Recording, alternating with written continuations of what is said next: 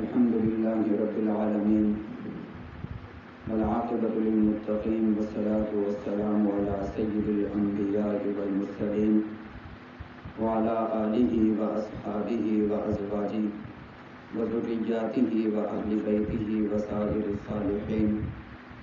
أما بعد فأعوذ بالله من الشيطان الرجيم. بسم الله الرحمن الرحيم. إنا عرضنا الأمانة على السماوات والأرض والجبال فأبين أن يحملنها وأشفقن منها وحملها الإنسان.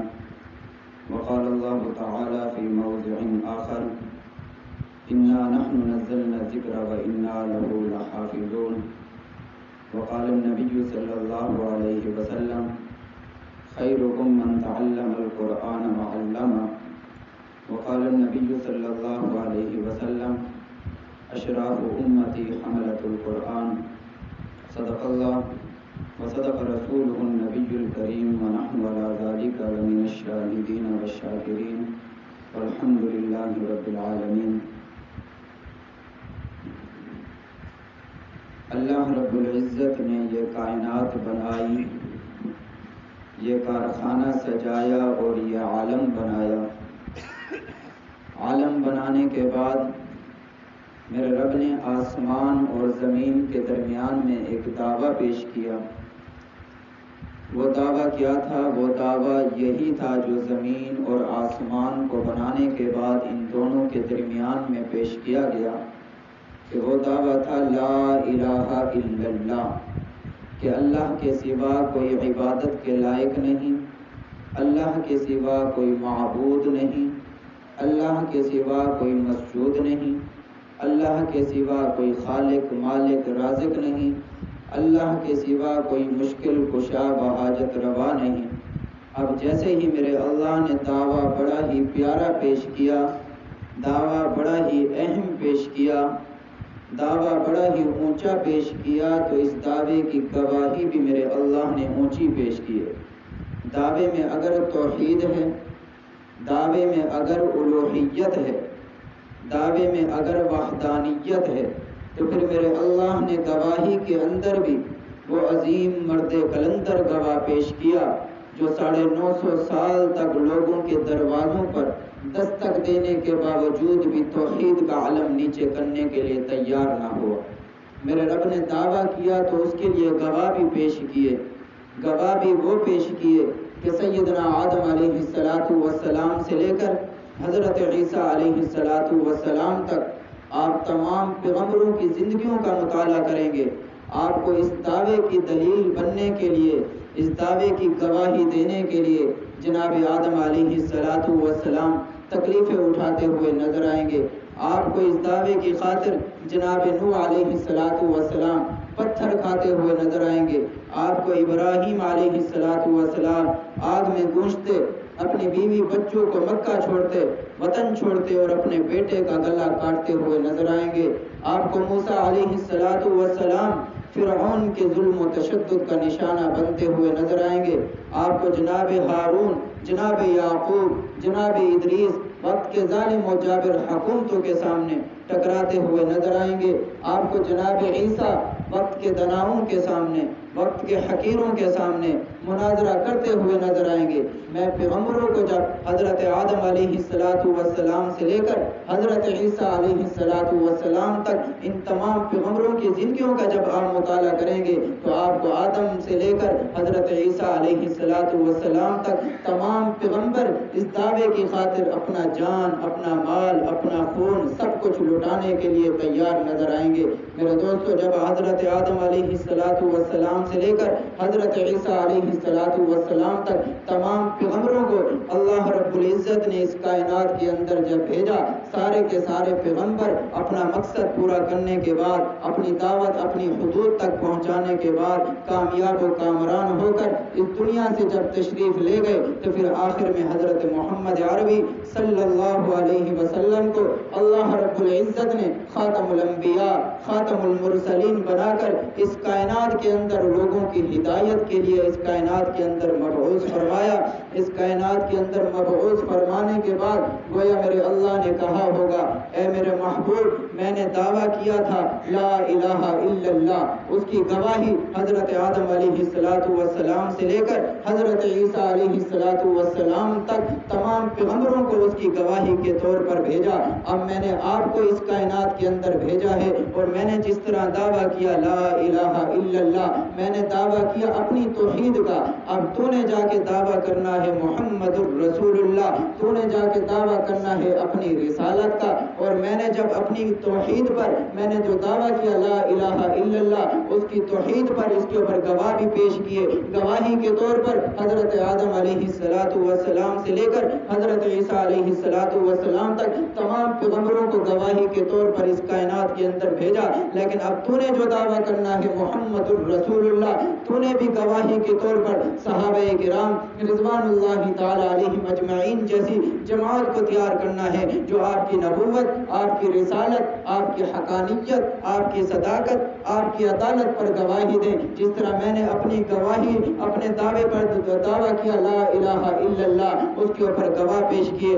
آپ نے دعویٰ کرنا ہے محمد الرسول اللہ اس کے اوپر گواہ پیش کرنے ہیں. میں نے دعویٰ کیا اپنی توحید پر اس کے جو گواہ پیش کیے اور آپ نے جو دعویٰ کیا محمد الرسول اللہ اس کے اوپر جو آپ نے گواہ پیش کرنے ہیں. اور میں رب ابھی سے بتا رہا ہوں انشاءاللہ العزیز ان گواہوں کے اندر ایسی نمازرت ہوگی کہ صرف جو ہے نا درجے کا فرق نظر آئے گا باقی کوئی فرق نظر نہیں آئے گا. جیسے انبیاء کرام علیہم السلام نے اللہ رب العزت کے اس دعوے پر گواہی تھی وہ بھی سوالات. صحابہ کرام بھی سوالات. انبیاء کرام گناہوں سے معصوم صحابہ کرام گناہوں سے محفوظ. انبیاء کرام علیہم السلام اعلیٰ شخصیات صحابہ کرام بھی اعلیٰ شخصیات. انبیاء کرام علیہم السلام صدق و امانت کے پیکر. اسی طرح صحابہ کرام رضوان اللہ تعالی علیہم اجمعین بھی صدق و امانت کے پیکر. اور آخر میں میرے اللہ نے فرما دیا کہ جس طرح قیامت تک اور رہتی دنیا تک انبیاء کرام علیہم السلام کی زندگیاں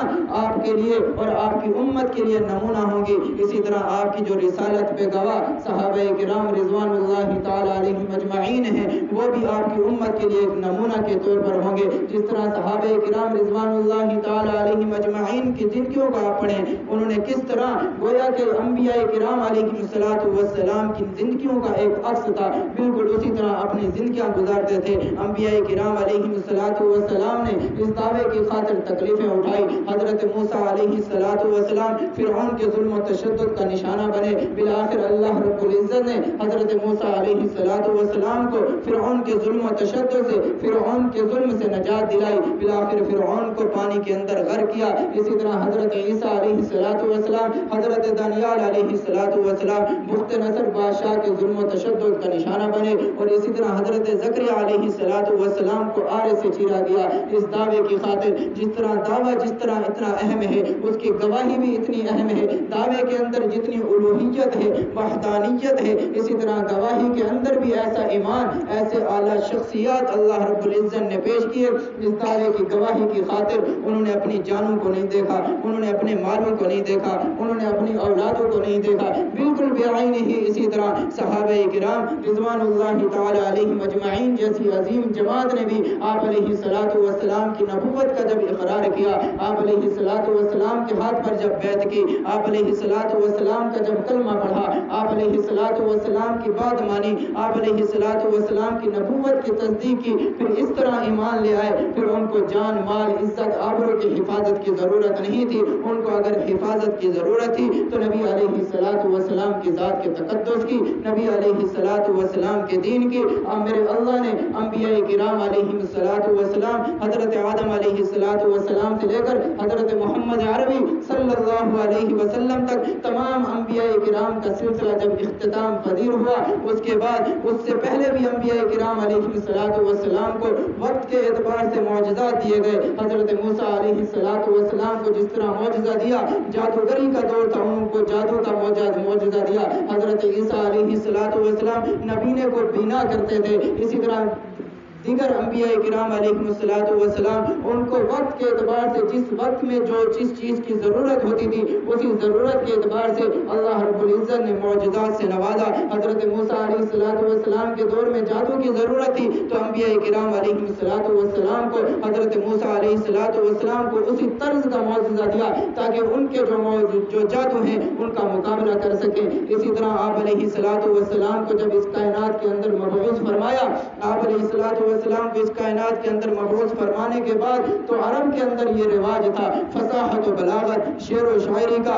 اگر وہ کچھ شعر لکھتے اپنی فصاحت و بلاغت جھاڑتے تو وہ مکہ کی دیوار کے اوپر لٹکا دیتے تھے، کوئی ہے اس کا مقابلہ کرنے والا، کوئی ہے اس جیسے شعر لکھنے والا۔ تو جب اللہ رب العزت نے حضرت محمد عربی صلی اللہ علیہ وسلم کو قرآن کریم جیسا عظیم معجزہ دیا، قرآن کریم جیسی عجیب کتاب دی، قرآن کریم جیسی عظیم کتاب دی، بڑی عالی مرتبت کتاب دی، تو ان سب کے جادو، ان سب کے معجزہ، ان سب کے جو ہے نا جو بھی فصاحت و بلاغت تھی وہ ساری کی ساری ہیچ پڑ گئی۔ جس طرح وہ دعویٰ کیا کرتے تھے اور مکہ کی دیوار کے اوپر اپنے شعر و شاعری لگانے کے بعد اس جیسا کوئی نہیں، جب آپ علیہ السلام کے معجزے میں سے انا آتیناک الکوثر فصلی لربک ونحر ان شانئک هو الابتر یہ آیت لکھ کر لٹکائی گئی تو سب کے سب عاجز آ گئے۔ انہوں نے سمجھ لیا کہ یہ اللہ رب العزت کی طرف سے ہو سکتا ہے، یہ کسی بندے کا بنایا ہوا نہیں ہے، لیکن جس کے حق میں جس کو اللہ رب العزت نے ہدایت دینی تھی انہوں نے تو اس بات کو سمجھا، جس کے حق میں ہدایت نہیں تھی وہ تو ہٹھرمی پہ اتر رہے تھے۔ ابو جہل جو کفار کا سردار تھا وہ بھی آپ علیہ السلام کو مانتا تھا، چھپ چھپ کے قرآن کریم سنتا تھا اور لوگوں کو کہتا تھا اس کے قریب نہیں جانا، تم بھی اس کی باتوں میں آ جاؤ گے، لیکن اپنی سرداری، اپنے حرص، اپنی لالچ کی وجہ سے گمراہ ہوا اور کافروں کا سردار ہوا۔ اللہ رب العزت نے آسمان سے 4 کتابیں اتاری ہیں، ایک قرآن کریم، ایک تورات، انجیل اور زبور۔ ان 4 کتابوں میں سے اللہ رب العزت نے جہاں قرآن کریم اور بقیہ 3 کتب یعنی تورات، انجیل اور زبور کے اندر جہاں اور بہت سے امتیازات رکھے ہیں، وہاں ایک بہت بڑا امتیاز اور فرق یہ رکھا ہے، بقیہ 3 کتب صرف کتابیں تھیں اور کتاب ہونے کی حیثیت سے تھی، یہی وجہ ہے وہ محرف بھی ہو گئی، منسوخ بھی ہو گئی، رد و بدل بھی ہو گئی، قلب مکانی بھی ہو گئی، لیکن آج دنیا میں ان کا کوئی اعتبار کرنے والا نہیں۔ آج اگر عیسائی کوئی اپنی کتاب لے آئے تو وہ یہ نہیں کہہ سکتا یہ بالکل اصلی ہے، اس کے اندر تھوڑی سی بھی تحریف نہیں ہوئی۔ اگر جو ہے نا کوئی انجیل لے آئے، زبور لے آئے، وہ یہ نہیں دعویٰ کر سکتا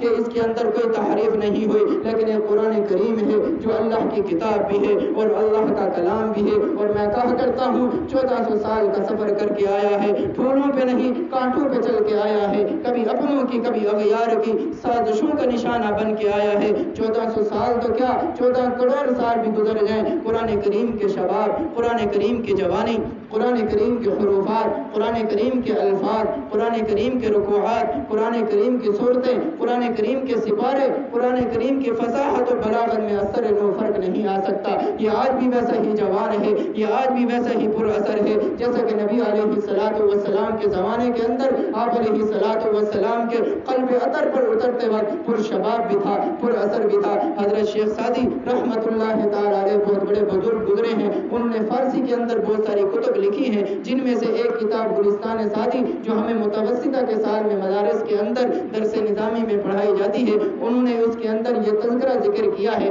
جو نصاب پڑھایا جاتا ہے اس سے ہٹ کر تھوڑا سا آگے ذکر کیا ہے۔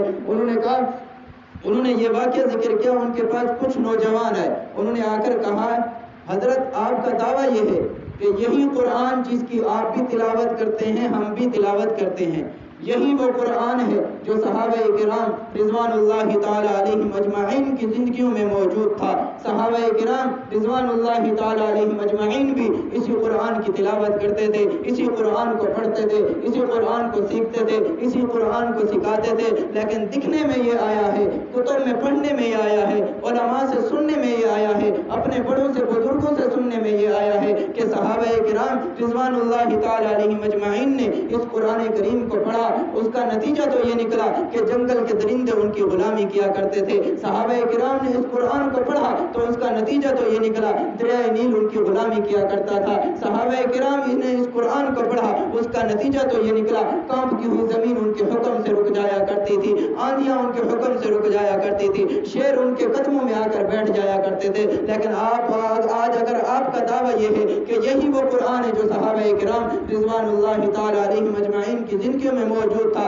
جبکہ ہم تو یہ قرآن بھی پڑھتے ہیں, ہم بھی اسی قرآن کو پڑھتے ہیں آپ کے دعوے کے مطابق, جبکہ ہماری بات تو ہمارے اہل و عیال بھی نہیں مانتے, ہماری بات ہمارے ماتحت لوگ بھی نہیں مانتے, ہماری بات تو ہماری اولاد بھی نہیں مانتی, ہماری بات تو ہمارا چھوٹا بھائی بھی نہیں مانتا, ہمارا بھائی بھی نہیں مانتا, ہماری بہن بھی نہیں مانتی. تو یہ کیسے ہوا؟ صحابہ کرام نے اس قرآن کو پڑھا تو اتنی تبدیلیاں, ہم نے پڑھا تو اتنی تبدیلی. تو حضرت شیخ سعدی رحمۃ اللہ تعالی علیہ تھوڑی دیر مراقبہ کیا, مراقبہ کرنے کے بعد کہا, اے جوانوں, اے انسانوں, قرآن کریم آج بھی وہی ہے جو نبی علیہ الصلوۃ والسلام کے قلب اطہر پر اترتے وقت پر شباب بھی تھا, پر اثر بھی تھا, پر نور بھی تھا, پر اثر بھی تھا. لیکن آج اگر فرق آ گیا ہے تو اے انسانوں, اے جوانوں, تمہارے سینوں کے اندر آ گیا ہے, تمہارے دلوں کے اندر آ گیا ہے. انما الاعمال بالنیات, اعمال کا دار و مدار نیتوں پر ہے. میرے دوستو, آج ہم اگر اپنے سینوں کو ٹھیک کر لیں, اپنے دلوں کو ٹھیک کر لیں, تو قرآن کریم نے جو فائدے, قرآن کریم نے جو فائدے بتائے ہیں, قرآن کریم کے جو انعامات ہیں, قرآن کریم کے جو فائدے ہیں, جس طرح صحابہ کرام نے قرآن کریم سے فائدہ اٹھایا. قرآن کریم نے حضرت علی رضی اللہ تعالی عنہ فرماتے ہیں, میرا جب دل کرتا ہے میں اپنے رب سے باتیں کروں, میں نماز کی نیت باندھ لیتا ہوں, اور جب میرا دل کرتا ہے میرے سوالوں کا مجھے جواب بھی ملے تو میں قرآن کریم کی تلاوت شروع کر دیتا ہوں. میرے دوستو, ہر سوال کا جواب قرآن کریم کے اندر ہے, ہر سوال کا جواب قرآن کریم کے اندر ہے. آج اگر ہم چاہتے ہیں کسی انسان سے اپنا تعلق بڑھاتے ہیں, کسی انسان سے اپنی دوستی لگاتے ہیں, تو سب سے پہلے اس کو بولتے ہیں, اے نوجوان, اگر ہم آپ کے ساتھ تعلق تو بنائیں, ہم آپ کے ساتھ کاروبار تو کریں, ہم آپ کے ساتھ فلاں جگہ پارٹنرشپ تو کریں, لیکن آپ اپنا تعارف تو کرائیں. تعارف کرنے سے پہلے سب سے پہلے اس انسان سے ہم اس کا نام پوچھتے ہیں کہ اے انسان, تمہارا نام کیا ہے؟ تو وہ اپنا نام بتاتا ہے. پھر اس کا ایڈریس پوچھتے ہیں کہ تو کہاں سے ہے, کہاں رہتا ہے, تیرا تعلق کس سے ہے, تو کہاں سے آیا ہے, کہاں جاتا ہے, کہاں کاروبار ہے. لیکن قرآن کریم سے جب دوستی لگانے لگتے ہیں تو قرآن کریم بھی ایک سوال کا جواب دیتا ہے. قرآن کریم سے جب دوستی لگائیں گے تو سب سے پہلے پوچھیں گے, قرآن کریم آپ بتائیے آپ کا نام کیا ہے, آپ کا اسم مبارک ہے. قرآن کریم جھوم کر کہتا ہے, بل ہوا قرآن مجید, میرا نام تو قرآن مجید ہے. جب ہم نے یہ قرآن مجید سے اپنا نام پوچھ لیا تو پھر ہم کہتے ہیں, قرآن کریم تو آیا کہاں سے ہے, تجھے بھیجا کس نے ہے؟ تو قرآن کریم کہتا ہے, تنزیل من رب العالمین, میں رب العالمین کی طرف سے اتارا گیا ہوں. یہ جواب بھی ہمیں مل گیا. جب ہمیں یہ جواب بھی مل گیا تو ہم نے پھر قرآن کریم سے کہا, تو آسمان سے خود بخود آ گیا یا نیچے ایسے ہی اتارا گیا یا تجھے کوئی لے کر بھی آیا ہے؟ تو قرآن کریم کہتا ہے, نزل به الروح الامین, مجھے تو جبرائیل امین علیہ الصلوۃ والسلام لے کر آئے ہیں. جب یہ بھی سوال ہو گیا تو آ بھی گیا, نام بھی بتا دیا, تجھے لے کر بھی آ گیا. لیکن ایک اور سوال کیا ہے, تو آیا کس کے لیے ہے, آیا کس چیز کے لیے ہے, آیا کیا کرنے کے لیے ہے؟ آسمانوں کے اوپر تو محفوظ تھا, تیری قدر تھی, یہاں پہ لوگوں نے تیری حفاظت نہیں کی, تجھے پڑھا نہیں ہے, تجھے سمجھا نہیں ہے, تیرے احکامات کے اوپر عمل نہیں کیا, لیکن پھر بھی کس لیے آیا ہے؟ تو قرآن کریم نے کہا, الف لام میم ذالک الکتاب لا ریب فیہ, بقیہ جتنی کتب ہیں کسی کتاب کے شروع میں لا ریب فیہ نہیں ہے. حضرت امام شافعی علیہ الرحمہ نے ایک کتاب لکھی, کتاب لکھنے کے بعد 40 مرتبہ اس کتاب کو پڑھا, 40 مرتبہ اس کتاب کے اندر کوئی نہ کوئی غلطی نکلی, لیکن اس کے بعد حضرت امام شافعی علیہ الرحمہ نے اپنی کتاب کو بند کر دیا اور کہا, صرف اگر غلطی سے پاک ہے تو کلام اللہ ہے, غلطی سے پاک ہے تو قرآن کریم ہے. شروع میں قرآن کریم نے بتا دیا لا ریب فیہ, اس کے اندر کوئی شک و شبے کی گنجائش نہیں. پھر آگے بتا دیا, اپنے مقصد کو بتا دیا, ھدی للمتقین, میرا مقصد متقیوں کی ہدایت ہے, میرا مقصد متقیوں کی ہدایت ہے. آج ہم صرف قرآن کریم کو پڑھتے ہیں صرف تلاوت کی غرض سے, صرف ثواب کی غرض سے. کیوں؟ اس لیے کیونکہ قرآن کریم کے ایک حرف پڑھنے کے اوپر 10 نیکیاں ہیں, 2 حرف پڑھنے کے اوپر 20 نیکیاں ہیں, 3 حرف پڑھنے کے اوپر 30 نیکیاں ہیں. الف لام میم, یہ 3 حرف پڑھے, ہم نے ایک لفظ پڑھا, ہمیں 30 نیکیاں مل گئی. ہم نے صرف مقصد اتنا سمجھ لیا ہے. حالانکہ آپ اگر موبائل ہے, موبائل کا مقصد کیا ہے؟ موبائل کا مقصد ہے اپنی بات دوسرے کو سنانا, دوسرے کی بات خود سننا. لیکن اس کے اندر انٹرنیٹ آ گیا ہے, اس کے اندر فیس بک آ گئی ہے, واٹس ایپ آ گئی ہے, اس کے اندر ٹارچ لگی ہوئی ہے. لیکن اس کا اصل مقصد اپنی بات دوسرے کو سنانا, دوسرے کی بات اپنے آپ کو سننا, یہی مقصد ہے. لیکن جو دوسری چیزیں ہیں امر زائد ہیں, مستحسن ہیں, اچھی چیزیں بھی ہیں, اس کے اندر نقصانات بھی ہیں, اس کے اندر فوائد بھی ہیں. جس طرح ٹارچ لگی ہوئی ہے, اگر اس کو جلائیں گے فائدہ ہوگا, نہیں جلائیں گے تو پھر اس موبائل کی ڈیکوریشن کے اوپر کوئی فرق نہیں پڑتا, جو اس کا مقصد ہے وہ تو برا ہے. اسی طرح قرآن کریم کا مقصد تو ھدی للمتقین ہے, لیکن ہم نے صرف ثواب پر سمجھ بیٹھا ہے، کیونکہ قرآن کریم کو سمجھنا چاہیے،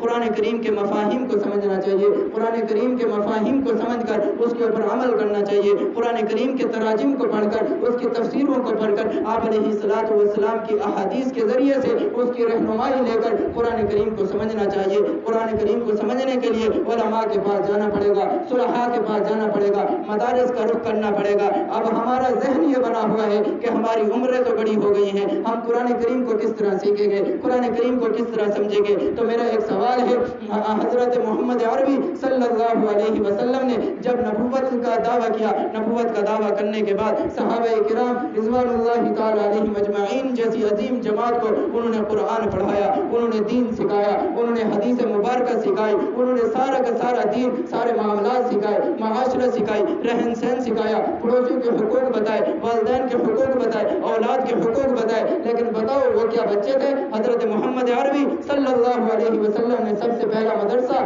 صفہ قائم کیا، وہ مدرسہ جس کے اندر نوجوان بھی تھے، جس کے اندر سفید ریش بزرگ بھی تھے، جس کے اندر بچے بھی تھے، بڑے بھی تھے، چھوٹے بھی تھے، درمیانے بھی تھے، لیکن ان سب نے قرآن کریم کو سیکھا، دین کو سیکھا۔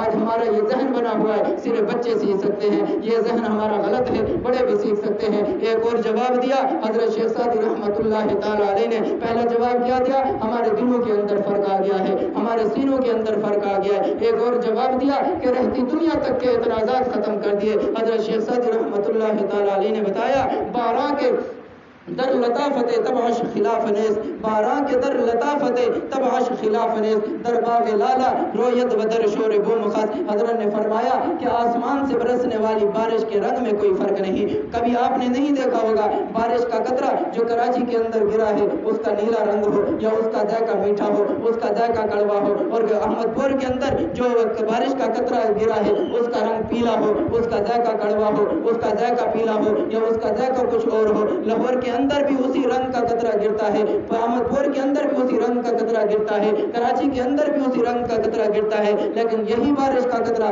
جب کوڑے پہ کے ڈھیر پر گرتا ہے، یہی بارش کا قطرہ جب جو ہے نا کچرے میں گرتا ہے، جب ندی نالوں میں گرتا ہے تو خوشبو نہیں بدبو مہکتی ہے، اور یہی بارش کا قطرہ جب گلستان میں گرتا ہے، جب جو ہے نا پھولوں پر گرتا ہے، اچھی جگہ پہ گرتا ہے، صاف برتن پہ گرتا ہے تو خوشبو مہکتی ہے، بدبو نہیں مہکتی۔ حضرت شیخ سعدی رحمۃ اللہ تعالی علیہ نے کہا یہی حال قرآن کریم کا ہے، اس کو ابو جہل پڑھے گندے دل کے ساتھ پڑھے، زنگ علوب دل کے ساتھ پڑھے، کیونکہ کافروں کے دلوں کے اوپر ختم اللہ علی قلوبہم وعلی سمعہم وعلی ابصارہم غشاوہ، ان کے دلوں کے اوپر مہر لگا دیے ہیں، ان کے آنکھوں کے اوپر پردے لگا دیے ہیں، ان کے کانوں کے اوپر مہر لگا دیے ہیں، یہ سب کچھ بند کر چکا ہے۔ ختم کا معنی یہ ہے کہ اندر سے ان کا جو ہے نا کفریت، ان کے باطل عقائد باہر نہیں جا سکتے، اور باہر سے اچھی چیزیں، باہر کا ایمان ان کے دلوں کے اندر گھس نہیں سکتا۔ جب ان کے دلوں کے اوپر ختم اللہ علی قلوبہم مہر لگ گئی تو زنگ علود ہو گئے،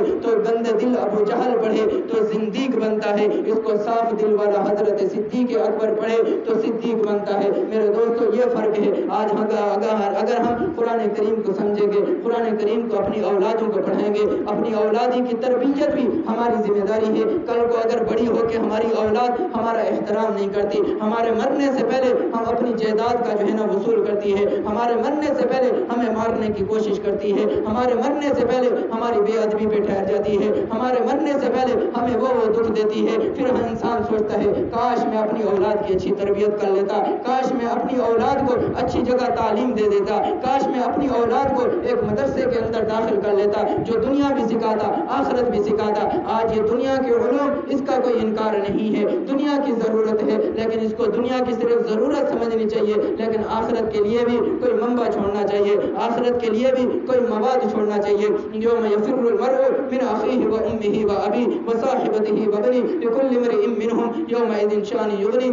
آخرت کے اندر بھائی بھائی کا نہیں، بیٹا باپ کا نہیں، باپ بیٹے کا نہیں، بہن ماں کی نہیں، بہن بہن کی نہیں، ماں بیٹی کی نہیں، کوئی کسی کا نہیں ہوگا۔ ایک ایک نیکی کی وجہ سے دوسروں کی طرف دوڑیں گے، ایک نیکی بھی کوئی बाप बेटे को नहीं देगा, बेटा बाप को नहीं देगा। ये अगर इन्नमा अम्वालुकुम व औलादुकुम फितना, तुम्हारी औलाद और तुम्हारा माल ये फितना है। फितने से मुराद आजमाइश है। फितने का मतलब ये नहीं है इसको बाहर फेंक दो, औलाद पैदा करना छोड़ दो, माल कमाना छोड़ दो। फितने का मतलब ये है कि आजमाइश है। अगर हम अपने माल को अच्छी जगह खर्च करेंगे, अच्छी जगह से कमाएंगे, हलाल तरीके से कमाएंगे, हलाल जगह खर्च करेंगे, ज़कात अदा करेंगे और अपने माल को जो है ना पाक करेंगे, सदकात देंगे, तो हमारा मौला हमारा माल हमारे लिए आजमाइश नहीं होगा, बल्कि आखिरत में हमारे लिए बेहतरी लाएगा, आखिरत के मनाजिल में हमारे लिए जो है ना आसानी पैदा करेगा। इसी तरह की मिसाल अपनी औलाद की है।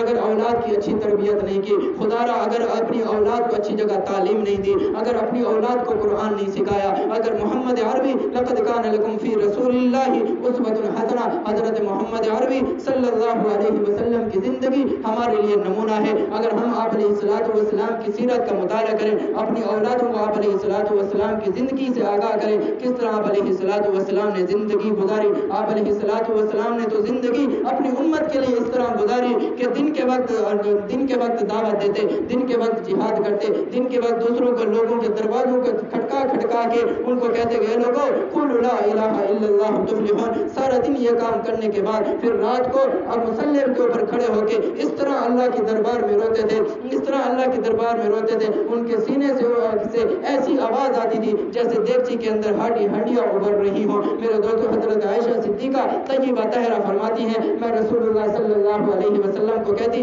आप तो बख्शे बख्शाए हैं, आप इतना क्यों रोते हैं, आप रातों को क्यों जागते हैं, आप तो मासूम हैं। हज़रत मोहम्मद अरबी सल्लल्लाहु अलैहि वसल्लम ने फरमाया, क्या मैं अपने रब का शुक्रगुजार बंदा ना बनूं, मैं अपने रब का शुक्रगुजार बंदा ना बनूं। उसने मुझे उम्मत दी अशरफुल मखलूकात में से, अगर मेरी जो उम्मत दी अशरफ उम्मत दी, आला उम्मत दी, सब नबियों की उम्मतों से आला उम्मत, मुझे नबी बनाया, सब नबियों का इमाम बनाया, खातमुन नबिय्यीन बनाया। इतने सारे अवसार, इतने सारी नेमतें जब मुझे मिली हैं, मुझे सुनने के लिए कान दिए, मुझे देखने के लिए आंख दी, मुझे बोलने के लिए जुबान दी, मुझे सूंघने के लिए नाक दिया, मुझे चलने के लिए पाँव दिए, काम करने के लिए हाथ दिए। शुक्रगुजार बंदा ना बनूं। आज हम सिर्फ शुक्र करते हैं, जुबान से कह देते हैं ये शुक्र है, बल्कि शुक्र की तारीफ आप नहीं समझे। एक होती है हम, एक होती है मदा, एक होती है शुक्र। बाकी मदा और हम वो सिर्फ जुबान के साथ खास है, लेकिन शुक्र जो है आज़ाए जवारे के साथ शुक्र करना। आज़ाए जवारे का मतलब ये सिर्फ जुबान से कह लेना काफ़ी नहीं, शुक्र है मालिक का, इतना काफ़ी नहीं, बल्कि आप अलैहिस्सलातु वस्सलाम ने शुक्र करके दिखाया है कि पूरी रात मुसल्ले पर खड़ा होकर अगर अल्लाह रब्बुल इज़्ज़त ने हमें नेमतें दी हैं, उनका नेमतों का शुक्राना ये है अल्लाह रब्बुल इज़्ज़त की बारगाह में सजदा रेज़ हो, अल्लाह रब्बुल इज़्ज़त की बारगाह में सजदा रेज़ हो, अल्लाह रब्बुल इज़्ज़त की खातिर नमाज़ें पढ़ें, अल्लाह रब्बुल इज़्ज़त की खातिर तहज्जुद पढ़ें, अल्लाह रब्बुल इज़्ज़त की खातिर माल खर्च करें, अल्लाह रब्बुल इज़्ज़त की खातिर इस ज़िंदगी को गुजारें। ये ज़िंदगी हमेशा की ज़िंदगी नहीं है। कान्नका गरीबुन व आबिरुन सबीर, दुनिया की ज़िंदगी इस तरह गुजारनी चाहिए जिस तरह एक मुसाफिर या राह गुजर की ज़िंदगी होती है। जिस तरह मुसाफिर, बस आखिरी बात कह के इजाज़त चाहूँगा, जिस तरह एक मुसाफिर अपनी ज़िंदगी गुजारता है, लेकिन जो अपने सफ़र में होता है तो उसका ठिकाना वो समझता है जहाँ भी ऊपर रास्ते के अंदर कोई अगर उसको मेहमान नवाजी के तौर पर रोक लेता है, अगर कहीं एक दिन के लिए, 2 दिन के लिए, हर 3 दिन के लिए रुक जाता है, लेकिन उसका मकसद अपनी मंजिल मकसूद तक पहुँचना होता है, अपना रास्ता तय करना होता है। इस सफ़र के दरमियान कोई ऐसा काम नहीं करता कि मंजिल मकसूद तक सही तरीके तक पहुँचना जाए। सफ़र के दरमियान किसी खूंखार जानवर को नहीं छेड़ता, किसी से दुश्मनी नहीं पालता, ताकि मेरे को मंजिल मकसूद तक पहुँचने में रुकावट ना बने। इसी तरह हमारी भी ज़िंदगी ऐसी होनी चाहिए, हमारी जिंदगी आखिरत की जिंदगी की तरफ पहुंचना होना चाहिए। इंसान जब पैदा होता है सबसे पहले माँ के पेट में आता है, उसके बाद दुनिया के पेट में आता है, उसके बाद कब्र के पेट में जाता है, उसके बाद हमेशा की जिंदगी आखिरत की जिंदगी की तरफ जाता है। ये 3 पेट हमें कराज करने पड़ेंगे। इन 3 पेटों के ऊपर अगर कामयाब हुए, अगर माँ की गोद से ही हमें तालीम मिली, माँ अगर हमें दूध पिलाती है तो दूध पिलाने के बाद अगर कुरान की तिलावत कर देती, सहाबाए किराम और हमारे अकाबिरीन ने ऐसी तरबियत, उनकी माँओं ने भी ऐसी तरबियत की कि जिस तरह हमारे अकाबिरीन को और सहाबे किराम को जब मैं दूध पिलाया करती थी, दूध पढ़ने के बाद अल्लाह अल्लाह किया करती थी, दूध पढ़ने के बाद नमाज पढ़ने के बाद दूध पिलाती थी, बावुज़ू होकर दूध पिलाती थी, बावुज़ू होने के बावजूद उसके साथ कुरान करीम की तिलावत भी करती थी। आज अल्लाह अकबर कबीरा, ये कैसा दौर आ गया है। माँ अगर दूध पिला रही है तो मोबाइल में लगी हुई है, माँ अगर दूध पिला रही है तो ड्रामा देख रही है, माँ अगर दूध पिला रही है तो बगैर वुज़ू के बैठी है, माँ अगर दूध पिला रही है तो बहुत दुख की बात है, बहुत अफसोस की बात है। जब से घरों के अंदर تک یہ ٹی وی آئی ہیں، جب تک گھروں کے اندر یہ بڑے موبائل آئے ہیں، عورتوں کی زندگیوں کو تباہ و برباد کر کے رکھ دیا ہے، گھروں کی خیر و برکت کو تباہ و برباد کر کے رکھ دیا ہے۔ یہ عورتیں گھر بناتی ہیں، عورت سے بنتا ہے گھر۔ اگر ایک عورت گھر کی ٹھیک ہو گئی، ایک عورت تمام بچے ٹھیک ہوں گے، مرد ٹھیک ہوگا۔ مرد کی زندگی باہر کی زندگی ہوتی ہے، عورت ہمیشہ گھر میں رہتی ہے۔ میرے دوستو، ایک اکابر کا ایک آخری بات کہہ کے اجازت چاہوں گا۔ ایک اکابر کا ہمارا قصہ بات سن لے۔ ان کی تربیت اس طرح ایک ماں نے کی تھی کہ وہ جب شروع میں ان کی ماں نے کہا تھا آپ جو ہے نا نماز پڑھیں گے، نماز پڑھنے کے بعد آپ کو کھانا ملے گا، عمدہ چیز ملے گی، سب کچھ ملے گا، تو وہ جیسے ہی بچہ نماز پڑھتا، نماز پڑھنے کے بعد ایک خاص الماری کے اندر اس کی ماں چھپ کے رکھ دیا کرتی تھی تاکہ بچے کا یہ ایمان بن جائے، بچے کا یہ یقین ہو جائے کہ میں نماز پڑھوں گا، اللہ کی بارگاہ میں سجدہ ریز ہوں گا تو مجھے کھانا بھی ملے گا، مجھے جو ہے نا عمدہ چیزیں بھی ملیں گی، مجھے خرچی بھی ملے گی۔ جیسے ہی نماز سے فارغ ہوتا ماں کہتی اس الماری میں چلے جاؤ، اللہ رب العزت نے رکھوا دیا ہوگا، وہاں مل جائے گا۔ وہ کھاتا رہا، 3-4 دن ایسا چلتا رہا، لیکن ایک دن اس کی ماں بھول گئی، ایک دن کہیں کام میں مصروف ہو گئی، بچے نے آ کے نماز پڑھی، وہ تو ماں نے سوچا یہ وقت وہی ہے، میرا بچہ نماز پڑھ رہا ہوگا، اس کے بعد الماری کی طرف جائے گا، کھانا نہیں ہوگا۔ لیکن کیا پتا تھا اللہ رب العزت نے ایسی ماؤں کا ساتھ دیتے ہیں، اللہ رب العزت بھی ایسی ماؤں کا ساتھ دیتے ہیں۔ ایسے بچوں کی تربیت کی خاطر آپ ارادہ تو کریں اپنے بچوں کی تربیت کرنے کا۔ آج لوگ پریشان ہیں ہمارے بچوں کی تربیت کیسے ہوگی، آپ ہمارے بچوں کی تربیت کیسے ہوگی؟ ہمارے بچے گھر میں داخل ہو تو سلام کریں، ہمارے بچے گھر سے نکلے تو سلام کریں، ہمارے بچے گھر میں رہیں تو ادب سے رہیں، کوئی چیزوں کو نہ چھیڑیں، ہمارے بچے خود بخود مسجد جائیں۔ یہ ساری کی ساری جڑ یہ گھر میں رہنے والی عورت کی ہوتی ہے، یہ ساری کی ساری تربیت گھر میں رہنے والی عورت کی ہوتی ہے۔ میرے دوستو، پھر اس بچہ کی وجہ سے اس کی ماں جب پریشان ہوئی تو اس بچے جب الماری کی طرف گیا تو ماں نے تو کھانا نہیں رکھا تھا، لیکن اس دن ایسا کھانا رکھا ہوا تھا کہ ماں جب گھر آئی پریشان ہو کے آئی کہ بچے سے فوراً پوچھتی ہے بیٹا آپ نے کھانا کھایا، بیٹا آپ نے کھانا کھایا؟ بچہ کہتا ہے اماں آج تو مزہ آ گیا، آج تو اتنا عمدہ کھانا ملا، آج تو کتنا مزہ آ گیا۔ تو اماں رو پڑی، اللہ کے دربار میں وہ بھی سجدہ ریز ہو گئی، میرے اللہ تو کتنا رحیم ہے، میرے اللہ تو کتنا کریم ہے، بغیر وسیلے کے بھی کھلاتا ہے، وسیلے کے ساتھ بھی کھلاتا ہے۔ تو اتنا عمدہ کھانا اللہ رب العزت کی طرف سے رکھا۔ آپ ارادہ تو کریں اپنے بچوں کی تربیت کا۔ یہ قرآن کریم نے سارے مقاصد خود کھول کر بیان کیے ہیں۔ اقیموا الصلاۃ وآتوا الزکاۃ، نماز پڑھیں، زکوٰۃ ادا کریں، اطیعوا اللہ واطیعوا الرسول، اللہ کی بھی اطاعت کریں، رسول کی بھی اطاعت کریں، روزے رکھیں۔ یہ سارے معاملات بھی قرآن کریم نے سکھائے، معاشرت بھی سکھائی، گھریلو زندگی بھی سکھائی، ازدواجی زندگی بھی سکھائی۔ ووصینا الانسان بوالدیہ احسانا، اپنے والدین کا حسن سلوک بھی سکھایا اور چھوٹوں کے اوپر شفقت بھی سکھائی، پڑوسیوں کے حقوق بھی سکھائے۔ قرآن کریم کو صرف تلاوت کر لینا کافی نہیں، بلکہ قرآن کریم کے تراجم کو سمجھ کر، قرآن کریم کے مفاہیم کو سمجھ کر، قرآن کریم ہماری ہدایت کے لیے آیا ہے۔ ہماری ہدایت کے لیے اس وقت ہوگا جب قرآن کریم کے احکامات کو ہم سنیں گے، قرآن کریم کے احکامات پر ہم عمل کریں گے۔ آج ہم صرف رمضان کریم کے اندر صبح کی نماز میں 2 پارے پڑھ لیتے ہیں، ہم کہتے ہیں ہم تو بہت بڑے حافظ ہو گئے، ہم تو قرآن کریم کا حق ادا کر دیا۔ نہ بابا نہ، یہ وہ زائد چیز ہے جس کا ثواب ضرور ہے، جس کا کوئی انکار نہیں، لیکن قرآن کریم کا جو حقیقی مقصد ہے اس کو ہم بھلا بیٹھے۔ میرے دوستو، اپنی اولادوں کی تربیت ہمارے اپنے ہاتھوں میں ہے۔ آج ہم صرف مدرسے کے قاری صاحب کو کہہ دیتے ہیں اس کی چمڑی اکھاڑ دو، اس کی تربیت کرو، یہ نماز نہیں پڑھتا، یہ نہیں کرتا، یہ نہیں کرتا۔ پہلے گھر میں جا کے اپنی بیوی سے پوچھو، گھر میں رہنے والی عورت سے پوچھو کہ اس نے بھی نماز پڑھی ہے یا نہیں پڑھی۔ اگر مولوی آپ کے گھر میں آ کر اپنی بیوی کو آپ کی بیوی کو نہیں کہے گا کہ نماز پڑھو، آپ کی بیوی کی تربیت، آپ کی بہن کی تربیت، آپ کی بیٹی کی تربیت آپ کے ہاتھوں میں ہے۔ مرد کا گربان پکڑنے والی یہی بیوی ہوگی، یہی بہن ہوگی، یہی بیٹی ہوگی کہ آخرت کے اندر کہے گی ربا مجھے اس بھائی نے مجھے نماز کا نہیں کہا تھا، ربا مجھے اس باپ نے نماز کا نہیں کہا تھا، اس بیٹے نے نماز کا نہیں کہا تھا، جبکہ اس کو پتا تھا خود بھی پڑھنے جاتا تھا۔ اس وقت ہم کیا منہ دکھائیں گے؟ آج ہم 2 دن ہمارے لیے مصیبت بنے گی، 2 دن ہمارے لیے وہ ہوگی، 3 دن یا 4 دن جب مسلسل عورت کو بولیں گے تو انشاءاللہ العزیز جب عورت نمازی بنے گی پورا گھر نمازی بنے گا، پورا گھرانے کے اندر برکت آئے گی۔ آج ہمارے گھروں کے اندر برکت اس لیے نہیں ہے وہاں نماز ہو رہی ہے، یہاں ڈرامے چل رہے ہیں، وہاں نماز ہو رہی ہے، یہاں ڈراموں کے اندر یا موبائلوں کے اندر گیموں کے اندر لگے ہوئے ہیں، وہاں نماز ہو رہی ہے، گھر کے اندر ٹیوشن سینٹر کھولے ہوئے ہیں۔ میرے دوستو، سب سے پہلے نماز ہونی چاہیے۔ نماز ہماری آخرت کی زندگی، دنیا کی زندگی کے لیے اپنی اولادوں کو، میرا مقصد صرف اتنا ہے آپ اپنی اولادوں کی تربیت خود کرنے والے بن جائے. مدرسے کے استاد کی ذمہ داری صرف پڑھنا ہے، صرف پڑھانا ہے. پڑھانے کے بعد اس کی جو باہر کی زندگی ہوگی بتائے گا، اور اس کے ہر ٹائم اس کے ساتھ چوکیداری تو مدرسے کا استاد نہیں کر سکتا. گھر جب آئے گا خود ڈنڈا اٹھانا پڑے گا. بچہ جب 7 سال کا ہو جائے اس کو جو ہے نا صرف ہاتھ سے کہو، اس کو زبان سے کہو بیٹا نماز پڑھ. جب 10 سال کا ہو جائے اس کو ہاتھ سے مارنے کی ضرورت ہے، اس کو چھڑی سے مارنے کی بھی ضرورت ہے کہ نماز پڑھ. اگر پھر بھی نماز نہیں پڑھتا تو ہمارے اکابرین نے لکھا ہے ایسے بیٹے کی ضرورت نہیں ہے، اس کو گھر سے نکال دو. ایسے بیٹے کی آپ کو ضرورت نہیں ہے جو آخرت کے اندر آپ کے لیے تباہ و بربادی کا ذریعہ بنے.